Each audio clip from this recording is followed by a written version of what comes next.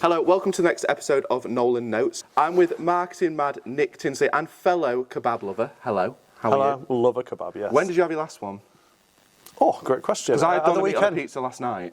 On a pizza? Yeah, so my missus was getting a kebab and I was getting a Mediterranean pizza, which was like chicken, jalapenos. It was really, really nice. Mediterranean pizza sounds so posh. Yeah, this is it. I got a takeaway. I got a Mediterranean pizza. Yeah, thin crust. And then I did bring it back down to reality. That's when I said, no, I'm going to get doner meat on it. And they said, oh, do you want to incorporate it into the pizza? I said, no, just slap it on the top. I want it to feel as dirty as possible. Yeah. And they don't cut it up for that. So you're picking it up and it's this long. Yeah. And you better believe I'm just trying to down that. Doner meat is a weird thing, isn't it? It's you shouldn't like it, but you do but it's just really good. Yeah. How is it made? Don't know. Don't want to know. No, I don't want to know. Someone told me it was elephant trunk once. It's not elephant. It's lamb, isn't it? We know it's lamb, but we just don't know how or necessarily what part of the lamb is. The mind boggles. Yes, it really does. But it's great with a load of sauce and chips and salad. So, are you going garlic and chilli? Yes, of course. You're going both? Yeah. Do you like it? And I do like this. I'm going to preface this question by saying I'm on one side of the fence and the other, but you can be polarising, that's okay. Some places put like a chunky little chilli, almost like a sweet chilli in. It's almost like a pickled chilli, isn't it? Yeah. How do you feel about that? I can take it or leave it. Can you? Yeah. I feel like it adds an extra little bit of bite, and I quite enjoy that. My wife really likes that. Does she? Yeah, but I would probably want to eat more doner meat instead. So if someone was saying, add the chilli, take away a strip of doner meat. Yeah. Loads of mayo though as well. The garlic mayo? Both. What, normal mayo as well? Yeah. From home? Yes, from home. Extra mayo, yes. So you wouldn't order a second garlic mayo pot, you're going to the fridge, back in, second bit? Yeah. Well, I might have to give that a go. Yeah. I've learned something. Yeah. Have your additional sauces next. On the side, extra condiments. Yeah. Yeah. So I'd say you're more prepared about this than me then. So my pizza might sound a bit pretentious, but you're coming into it with a game plan. Yes. Yeah. Completely, yeah. I've got a few more years on you there. Yeah, you've got more experience in it, feel that you're really... More experience in kebab eating. Yeah. I'm glad we've covered the hard-hitting topics. Yeah, absolutely. I think we can probably leave that there, right? Yeah. Okay. Yeah, anyway, see you later. So, just for everyone listening, can you just give a brief background into you, what you do, how you've gone about doing that, and just give some kind of context on yourself? Some profound questions. This is what it is, yeah. So, my name's Nick Tyldsley. I run a business called Superfly Marketing with my brother. And we've been doing it for the last 12 years. Okay. So we've probably grown, this is probably the easiest way to describe it, but started off with me in my back bedroom in 2013, I think. Yeah, that makes sense, 12 years. And then my brother joined Superfly and he was working for another marketing agency at the time. And now we're soon to be 14 team members in a very online, creative agency, I would say so. And what's changed? Because I'm trying to think, what's going on in 2013? What is the world like in 2013? What is the difference? Yeah, social media was just starting to become a thing in marketing. So I worked for Mind before for 5 years as a marketing manager. So my almost introduction into marketing was trying to get people with mental health issues into mental health services at a time where there was a lot more stigma than there is now. Yeah. Instagram didn't exist, I don't think, or it was in its very much infancy. LinkedIn was basically just people posting about their job their new jobs that they got. Nothing like it is now. Facebook was just massive, and Facebook ads was just great. It was in its infancy, so it was there was some quick wins that you could have there. So social media was just starting to kind of take off, and SEO was very dark arts type situation, and then you still had all your roots, your marketing channels. They haven't changed hugely, but the way that they're used. I mean, there was obviously no TikTok. That's obviously and that's just those things have come along because technology has just got better. Yeah. So then as technology changes, then marketing changes because it's very tech driven. Yeah. Have you noticed any challenges with? Because I imagine one of the big changes that might have happened is that, so from back in the day, the speed maybe things from a thought to delivered are maybe longer, whereas now it feels like you could have an idea, like say with TikTok, you have an idea, it's done, posted, it's gone. Have you noticed that when you're trying to do that for a company that either people are struggling to maybe give the reins to say like, yeah, you're going to have an idea, you're going to come film it, shoot it, and it's gone live because we need to jump on a trend, and slow down that kind of process? Because I know as a control freak, I think I'd struggle with that I might need to give someone the reins. If they need to jump on a trend, they need to get it done, post it now, without loads of touch points from me. Yeah. So I think in like organic social posts, like just posting on your own socials, I mean, yeah, the quicker you can be, generally the better. So like just giving the responsibility to the people who are good at social media and basically hands off. Yeah. I think when it comes to your overall marketing strategy, there should absolutely be a long-term plan, because you can get pushed and pulled in so many different directions, and I've seen it time and time again, of just flipping from one thing to the other, just basically on like, oh, we're not making enough money on this, oh my God, I mean, to do something, and then just changing everything that you're doing, and then 2 months down the line, you're like, why did I do that? Yeah, 100%. When just because you've kind of emotionally reacted to a business problem. Yeah, and this is something that, this is so I was actually, yesterday, I went into the office, obviously it's bank holiday, I went in, so I thought I'm going to have like a clean.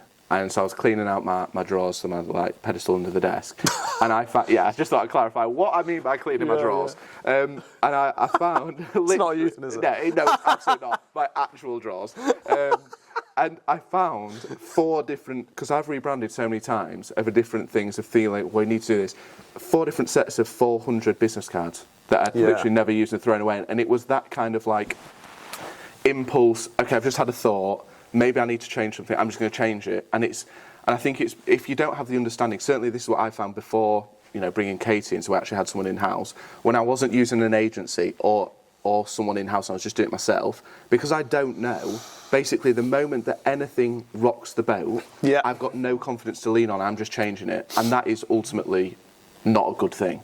I mean, being responsive isn't a bad thing. No, but being responsive and ruining your long-term marketing strategy. I mean, it was great for the print company because obviously they've got 1,600 business cards over the years, so they've got loads of business coming. It's worse when you have seen success and then almost your business has grown because of the quality of your marketing, and I've seen this as well. And then because you've got used to that level of success, you have a bad month or two, or actually a month or two that were just kind of what you were before rather than what you are now. And then you pivot, and then you start pivoting. You find people just kind of like pivot, and then they do something, then they pivot again. And then they probably do fine, but what stops them from becoming really successful is that they're spending way too much time and getting way more hands-on on things like marketing. Like any part of your business, you become hyper-focused on it and paranoid and flipping all the time, and you can't let things kind of play out a bit. And honestly, the main thing in marketing, in my experience, people probably have all sorts of opinions, but I've been doing it like 17 years. It seems a depressingly long time. And maybe this is why I do have this kind of outlook, is that if you stick to fundamentals and you carry on being consistent, just flogging that dead horse and just constantly, every month, just being like, right, what's worked, what hasn't worked, and then what can we sustainably do over time, that's when you find the real success. I think one of the things that I've been seeing a lot online, and this is now like in-house what I will do, because I was susceptible to doing the opposite before, is you kind of keep thinking, what is new, what is the next thing, what's the next thing we should be talking about. But a lot of the voices that I'm seeing online are basically saying, have a message and just keep knocking that through the screen, just keep sending the same message over and over again. Because ultimately, if I say for like 2 weeks, really talk about how our designs are sustainable, let's say, there's every chance that there's loads of connections that I'm going to go on to make that'll never see that. And then there's loads of people that the algorithm won't even be shown that. So I'm thinking, this 2 weeks, we've been massive on sustainability, and that messaging hasn't actually got out there, and the prospective clients aren't looking at us going, Nolan Interiors, they're the sustainable people. Yeah, exactly. Yeah, and so I think that even though it doesn't feel glamorous to keep maybe sending the same messaging out there, actually having that consistency is probably a good thing. Consistency is not just social media either, on other email, on Google search, on all the ways you can market your business, and what those best ways of doing it for your business, just remaining consistent. Even if that's going for a coffee with someone for every month or something like that. I mean, you could argue that's more sales than marketing, but it's still important, isn't it? I think it's having. I think with marketing as well, you can do so many different things. There's so many options available to market your business, but it's finding what. It's basically focusing on those platforms or those areas where people are looking for your products or services first, and then everything else using to build your brand and solidify that moving forward over the years that you do it. Got a question for you, and I wasn't going to ask this, but it's just popped in my mind. I'm going to. It's a two-parter. So, one, ChatGPT thoughts. Hold the answer, because I'm going to the second follow-up. Did you do one of those doll things? No. No, you didn't. Was that a stance? You said, affirm, I'm not going to do one of them for a reason. Well, I don't want to offend a lot of people. Please do. This is the clickbait part of the podcast, Nick. This is the clip I'll be leading with. I posted I'm really into my retro, nostalgia stuff. So I posted a toy of what I had. It was a Raphael Tyldsley figure. It was my first ever toy. The person didn't actually do very well. Right. Not that many people found it funny. But you take these risks, don't you? But no, I didn't. I just found it tedious. Yeah. I just thought, and that I feel actually sums ChatGPT up. Okay. It's yes, this is great, amazing tool which can be used. But even now, I don't know whether it's just because I'm hyper aware to it. I can just tell when people have written it. Because half the time, when I see people who I know, I'm like, you haven't written that. It just doesn't say, what are you on about? It's just really wordy.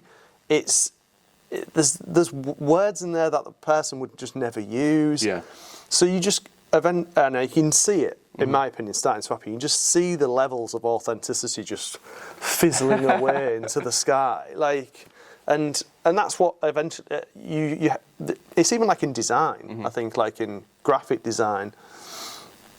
We've created some really nice brands for people, especially over the last kind of few months. And you can tell that a lot of time has been taken to think about it and craft it. And you can put it into ChatGPT and come up with something, but it's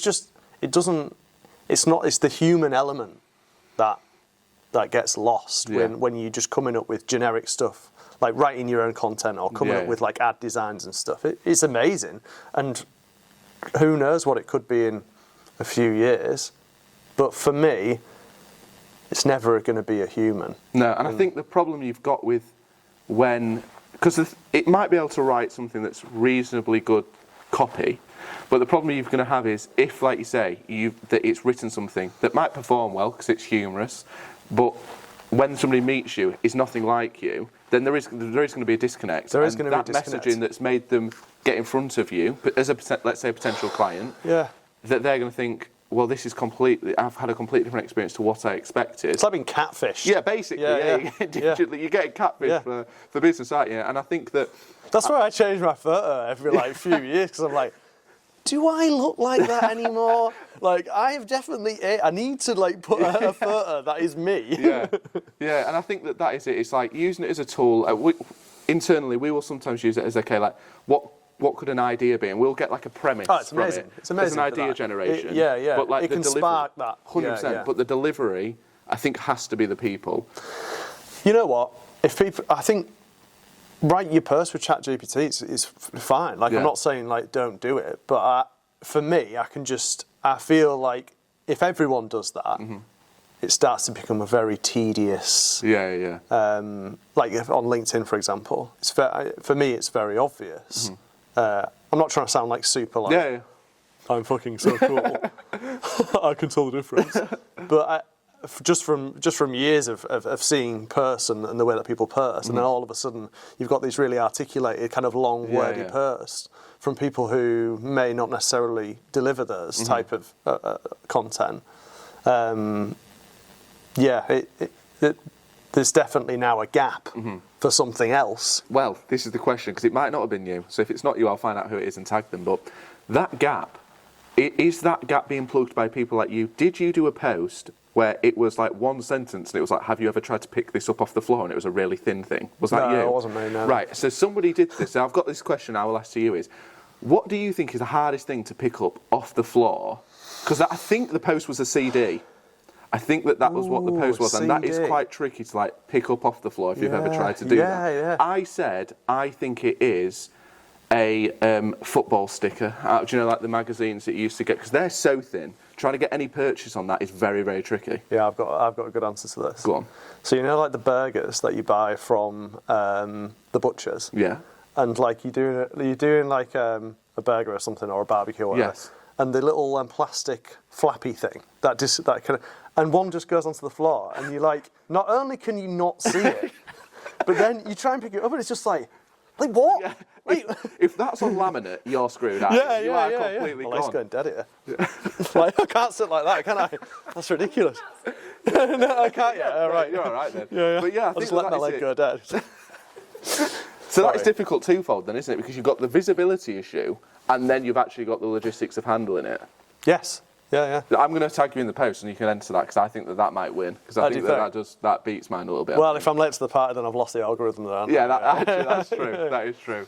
Right, okay, cool. So now we should probably do like the actual concept of the podcast. All right, we haven't started yet. No, this is a preamble, Nick. This is all the build-up. So ultimately, what I'm trying to do is build, because I will like scribble everything down. If I have an idea, I'm always using my notebook. So what I want to do is try and build like the ultimate guide to like success and happiness. I love the idea. I love the concept. And I've brought you in. So you are going to be my, I don't know, like, what would you say? What's a person that, like a guide? You're my guide on this. You're one of my guides. So nice. Thank you. You're welcome. Well, actually, I'm saying that now. You might not be any good. So yeah. You might be like, oh dear. Yeah, that was a dud one. Yeah. So the first question I've got for you is, so what is something that if you'd written it down in a notebook, maybe it could have been 6 months ago, 6 years ago, a belief that you had that you now no longer live by, that you don't think to be true and you don't think would bring you either success or happiness? Fucking hell. What a question, right? I mean, that is a top question, though. Say it again. So, what is one thing that you would rip out of your notebook, which you might have written down 6 months ago or 6 years ago, that you believe might be a limiting belief that you'd have had or a thought that would no longer bring you success or happiness? Yeah. And 6 months. 6 months ago. So what I'm saying by that is, it can be anywhere in time. It could be something you thought last week that you now no longer live by, or it could be something that you thought 6 years ago that you lived by. Yeah. Okay. So for me, it's working longer hours or putting in more work, just working, spending more time on work equals success at work. Because I've done both, and I've probably, and that might be just compounded, but I feel like I've done better from a business and a life perspective, and that might be correlating. That spending more focused time, and actually, for me, in my brain as well, I'm not very good, because I'm quite scatty. I'm not very good at focusing on like one thing. Yeah. So I need specific boundaries, really. And I've worked really long hours, and that hasn't necessarily resulted in success, because I've got more stressed. I've made some really bad decisions when I've been stressed, and I've kind of lost the fire and the passion of the reason why I'm doing it in the first place.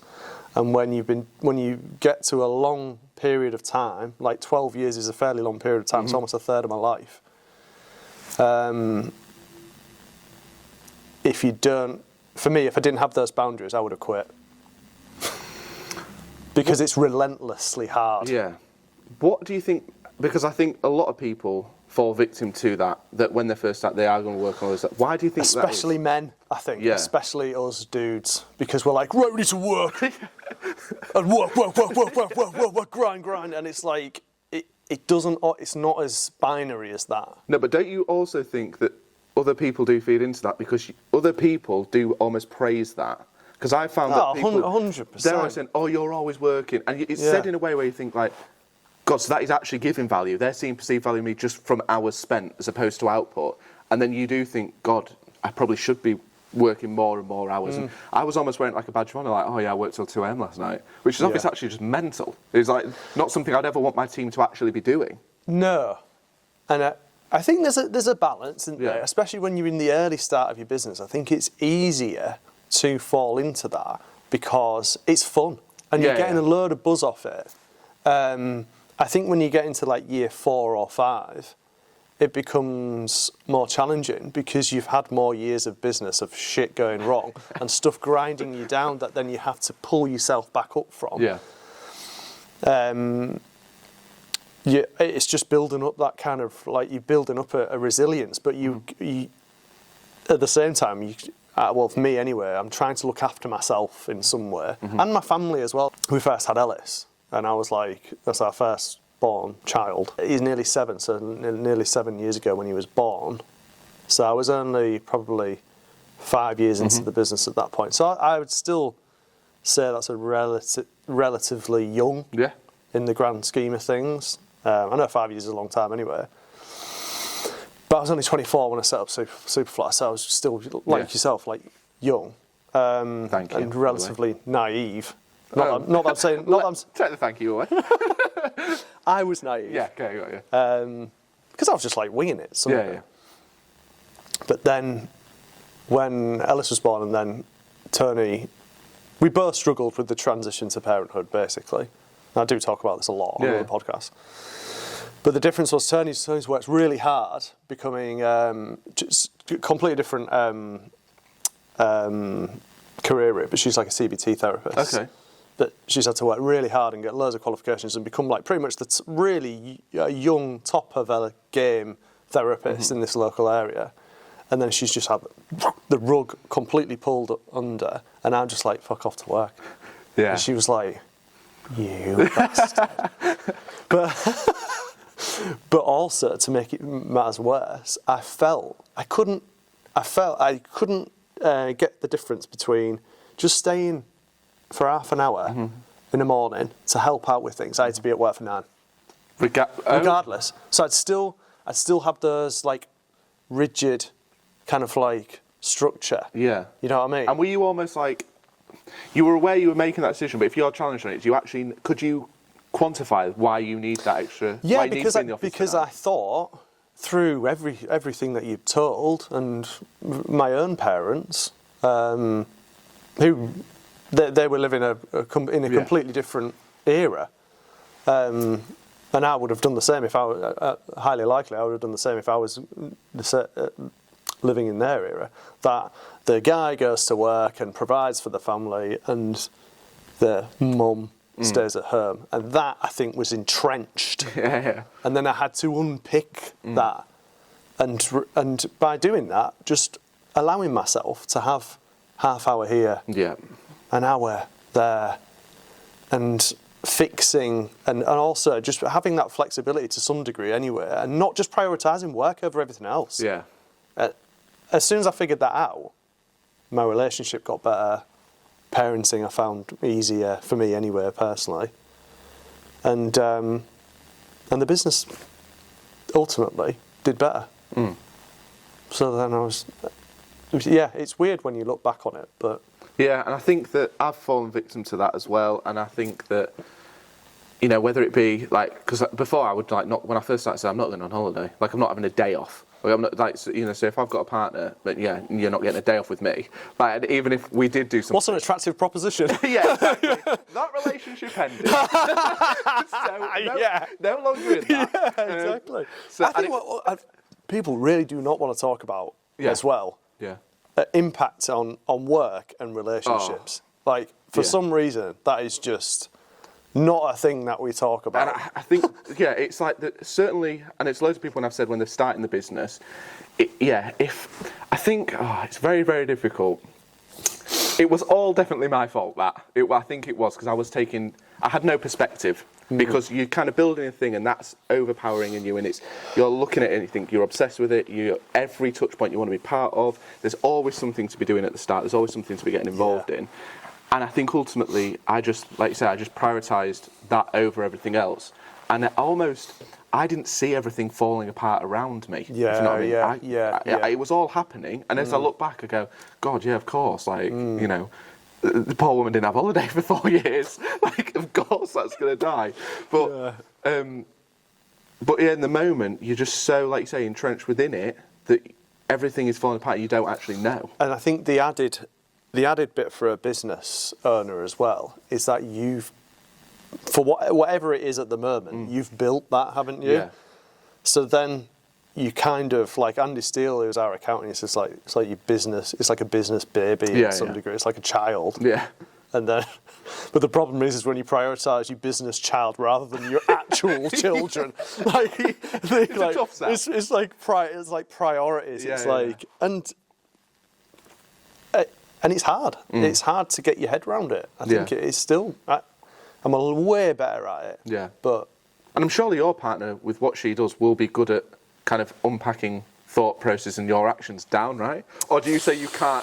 Do you kind of say you can't? I'm like, do not therapize me. Do not. You can't do that to me. You can't use the voodoo on me. Like we've got. No, I mean it's not quite as simple as that.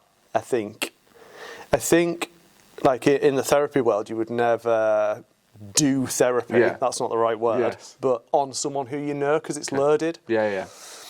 And you'll have your own beliefs and thoughts on the subject, so it's not I mean, God, I feel like I've learned so much from Turner, just from what she's learned, because she comes back and talks about the things that she's learned, and I'm really interested in that. But no, she doesn't. She really helps me, and she is like she is kind of like my unofficial therapist, because she listens to the problems that I have. Like honestly, I have cried because of business before. Oh yeah. I've cried, moving house, children, like not happy tears, and business problems, because the stress can feel so compounding. Yeah. You just don't. You feel like there's no way out sometimes. And I've done that, and I've cried in a car over probably, and I think this is just the kind of like the metaphor of when your glass is full. It was over the smallest thing as well. Like, so it wasn't even like it was a massive thing. It was just the culmination of so many small things, and that happening over time, where I'm waking up stressed. So I'm already stressed before anything's happened. That just happened, and I was just sat in the car. To being outside, the camera overheated, so that's why there's chopping and changing. Early Nolan Notes. Yeah, this is it. Learning curve. Revision 1. Yeah. Revision 1. So, revision 1, revision 2, final, revision final. Final _1 _. So you mentioned that you'd learnt a lot from your partner, and you know that the balance that you'd made. See, I brought it back. I pulled us back in. The balance that you made at work made you a better partner, made you a better dad. Whether it's made me a better dad or not, I'm not sure. Okay. I think you were putting words into my mouth. Okay, is that what I'm doing? So what do you think is it allowed you to do that has made the other parts of your life better by less prioritising work? Like, what are the real life, okay, this is better about my life now because I have a healthier balance with work? Well, to flip it on its head, sorry, because I know that's quite an annoying thing to do when someone asks you a question, but I found that if my home life was better and happier and more removed, and I was more present, my work life was exponentially the same. Right, okay. So I was more present at work, and I could make better decisions. For me, blurring those two together is just a fucking nightmare. Yeah. Like, it just makes me stressed at work and then stressed at home. I feel like I'm doing a terrible job so at you're everything. useless to everyone at that point. Yes, and I probably have been. To be fair. But I didn't learn that until I did it, because I was probably just arrogant. Yeah. I was just like, I can do it. Yeah. And then I was like, oh no, I can't. And you've got quite a growing team now. So how important is being present when you're in the office? Because I can imagine that dealing with people is a massive part about what you do. Yeah, it is really important because people obviously have their own problems as well. So trying to be as present as possible when they're having a bad day or they need a chat for 20 minutes or just to chat about something work related. Yeah, the bigger the team has become, the more I've been pulled into those scenarios, which to be fair, I love. I really love that part of it. I love, like, everyone who I work with is absolutely awesome. Like, they're so good at what they do and they're lovely people. And I enjoy being a part of, like, helping that because I feel like I'm quite good at it as well now through learning and doing things wrong from a not putting boundaries in place myself. Like, we've been historically so, like, too nice, charging too less for things, and then that's been challenging as well. Okay. But it's made a huge difference. I've been able to go home and think, right, what am I doing tonight? I can watch them on Netflix or play a computer game or put my kids to bed or whatever. And that's what I want to do. Yeah, 100%. I don't want to be getting my laptop out at 10 p.m, seeing some dickhead email and just being like, no, ruining my night's sleep, and then I get up in the morning and I'm just worse the next day and the cycle just repeats. Yeah. Like, I've turned my email notifications off on a night. Like, no. Like, what, is that like in a mode, or are you just literally... Because how would you do it at night? Do you have like a set? Well, you can put it on a setting. Yeah. I've just actually blanket turned them off. Wow. So then I choose when I'm looking at my emails, because I've had days ruined and nights sleep ruined through looking at something when I shouldn't have looked at it. And sometimes when I've looked at an email at like 11 p.m, I'm never awake at that time these days. I'm always asleep by 10. But it's before bed, I've like accidentally looked at my email and seen something. I'm like I said before, I can't stop thinking about it. Yeah. Well, then I'll get to sleep, and then at 2 a.m. it's like, hello problem, and like for the next 3 hours, or I pretty much just don't go back to sleep because I'm worrying about it, and then I get to work to solve the problem, and the problem's not even a problem. Yeah. But then I've actually created a problem by not having enough sleep. So then I'll make a bad decision during the day, and then the whole thing can compound really badly. Yeah. Well, we might have covered it there, because I've noticed what you've done, which is brilliant, is there's a lot of times like... So that's obviously a question about potentially something negative, like something that you no longer want to believe, and you've like switched that into a positive outlook. So you might have covered the next question now.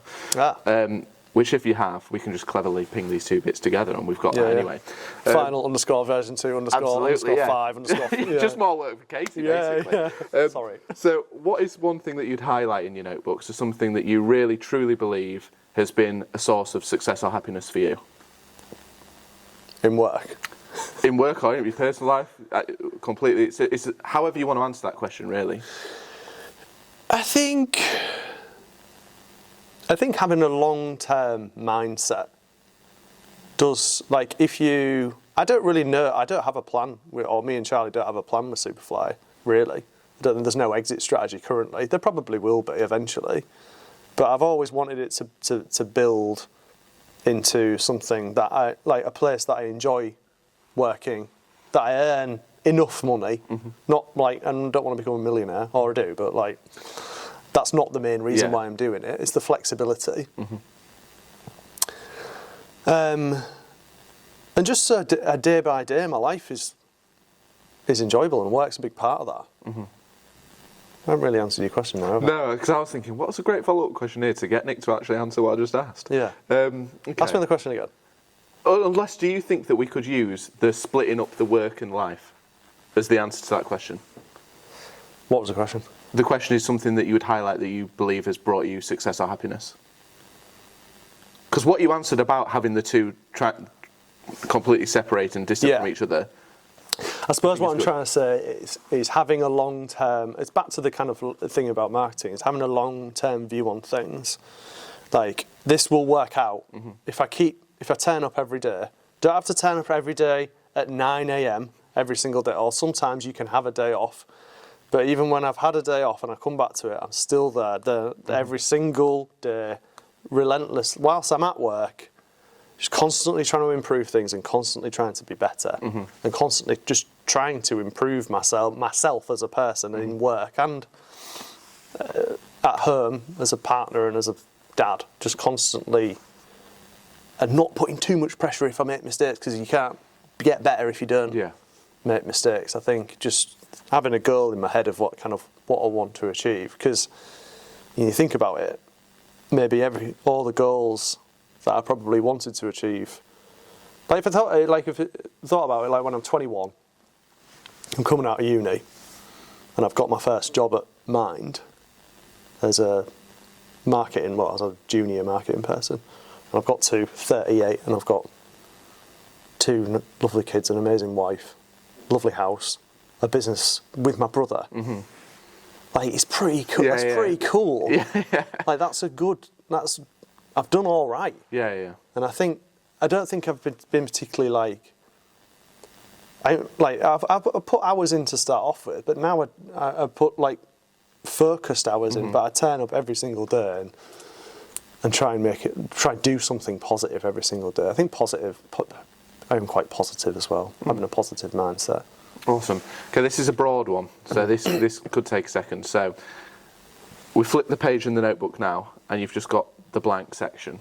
So what is something that you were finding now, so personal life, professional life, that is just on your mind? So if I said to you now, what have you been thinking about? What is the first thing that comes to your mind that you've been thinking about a lot recently? Easter egg hunts. That's not the answer that you want, is it? Nick, if that's your truth, I did 30 Easter egg hunts yesterday, because Ruby, my 3-year-old, was like, Daddy, do it again, do it again, do it again. Like, honestly, all morning. With the same eggs? Same eggs, yeah. Was it in the same location? Different locations, in the house, in the garden. Favourite? Okay, so how are you finding the eggs then? Is it a clue-based system? Let's paint the picture. Or is the egg just getting put somewhere and you're just having to go find it? She's putting the eggs in the playroom, and I'm like, finding the eggs, and she said, "This is boring." But no, to answer your question, I think progressing the business further. Still want to do that. That's big in my mind. And what's progression look like for you then? Is it growth in people, growth in numbers? Is it more flexibility? What would it be? I think growth in a few more clients, because now we've hired some really great people, so they could just get a little bit busier, and just solidify. We have solidified, I think, our reputation and our financial situation anyway over the last few years, and it's kind of like now. I've always felt like we've got to a stage, and then it takes a while to figure that out, and then you hit through the glass ceiling again, and then it takes a while to figure that out, and then so we're in that plateau period from a business perspective. And how does so say you've hired these people that you think could be a little bit busier, how does a marketing company go about creating that opportunity then for those people? That's $1 million question, isn't it? I think it's basically finding clients and lead generation. It's sales ultimately, and we get a lot of business that come to us because I've just been present and very kind of putting myself out there and Superfly as a brand for the last 12 years. So that really does make a big difference. So having a longer term view on the marketing, like I was saying before, is how we've approached it ourselves. Like doing a podcast like yourself, that's starting to get a bit of traction now, and a lot of people are seeing it. And the reason why we did that was to get the people that work at Superfly in front of the camera, because they're really great and knowledgeable, and no one ever. I don't want this to be just these. No one ever sees them and talks to them. Especially my brother. He's completely different to me. He's very kind of introverted, but so knowledgeable. He's just got this almost addiction to knowing what the latest shit is. Yeah. So then, when it comes to performance marketing, like Google and stuff like that, he just knows what the new thing is, which I like technology and I am interested, but I don't have that same passion. Yeah. So if you were to kind of summarise, so obviously you and your brother started the business, right? So What are your kind of fundamental skill sets, each of you, that have allowed that to thrive? So, like, So they're completely opposite almost. Okay. So I suppose that's why it's worked. Yeah. And that we get on really well as well. It's like my brother's my best friend, Yeah. really. He's bigger and a lot taller than me as well. So, which is annoying. Is he older or younger? He's younger. Younger, okay. Yeah. Yeah, that's why it's annoying. So I'm like creative, definitely more extroverted. I love talking to people. And my brother doesn't love talking to people. He doesn't. I don't think he hates it. He would never do anything like this. But he's very technology focused, very operations focused. And he's really, really funny, so that helps. And but there's our personalities, I think, complement quite nicely. Okay, cool. And finally, so we flip the page again, and we're on the contact section. So, who is somebody or a company that are in the local area that you think are doing amazing work at the moment?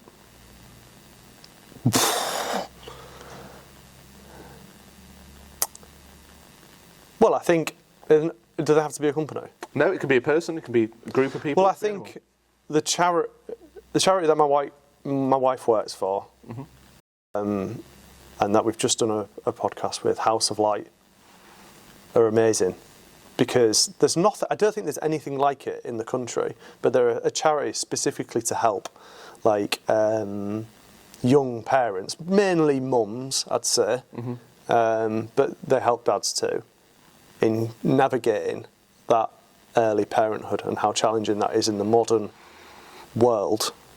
I think the work that they're doing is really important, and for me, that could be it should be a national thing. How are they doing that? How are they supporting young parents? So they've got, they get funding, they get contracts. They also they do fundraising as well, so people donate to them. But they're like doing therapy basically. Okay. So they have quite a lot of therapists. My wife's a CBT therapist for them. And yeah, the genuine difference that they make to so many people in this local area has a profound effect on.